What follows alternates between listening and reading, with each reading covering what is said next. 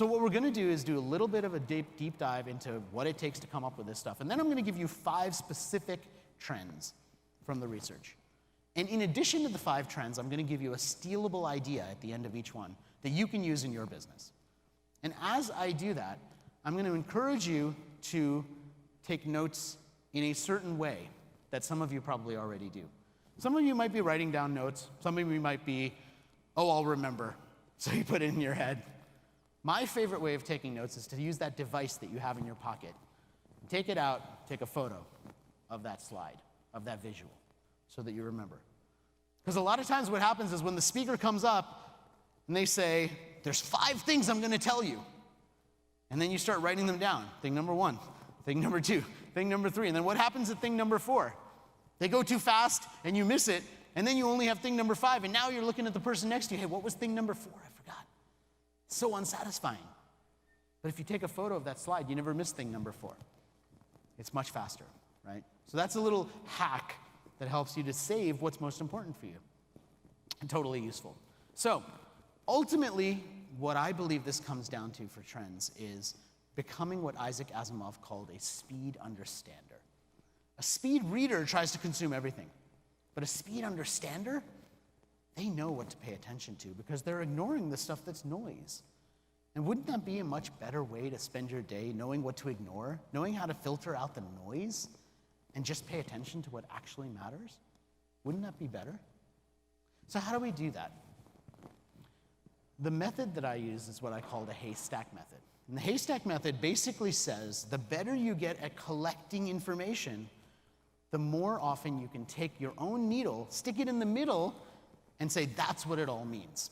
So being able to build that skill set allows you to do that. Now, for me, what that involves is lots of stuff that gets spread out and then collected together in themes. I mean, so this is what part of the research process looks like. This is my table in the room in our house that my kids call the Thanksgiving room because we only use it once a year for that.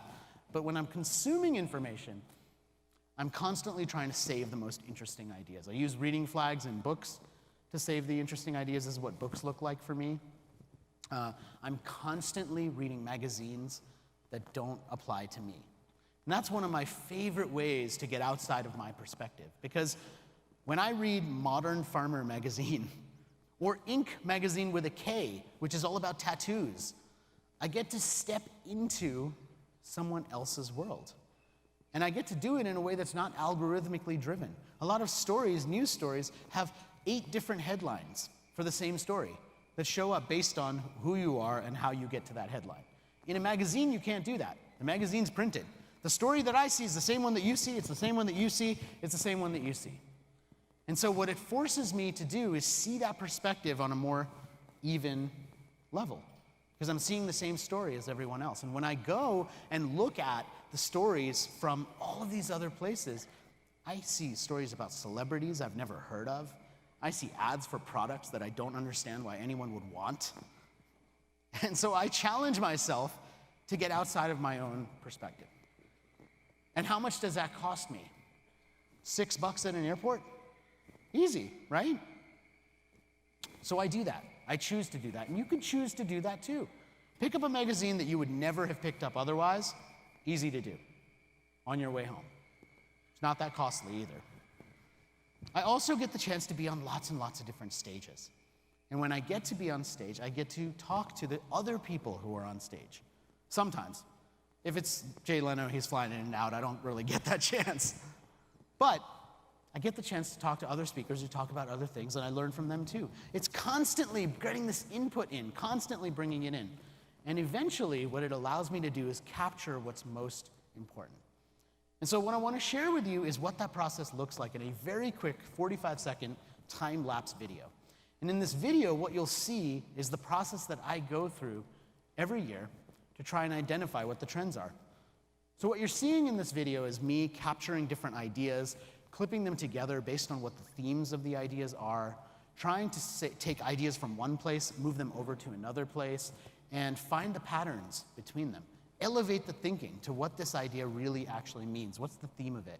And then I start writing about it. I build an outline, I put it into a chapter in the book, and eventually that's how I develop what that trend is going to be. In this case, a trend called truthing, which was people seeking the truth for themselves. And so I find all the stories that end up proving that trend, and I go in and publish that as an actual piece of research. That's what it looks like for me.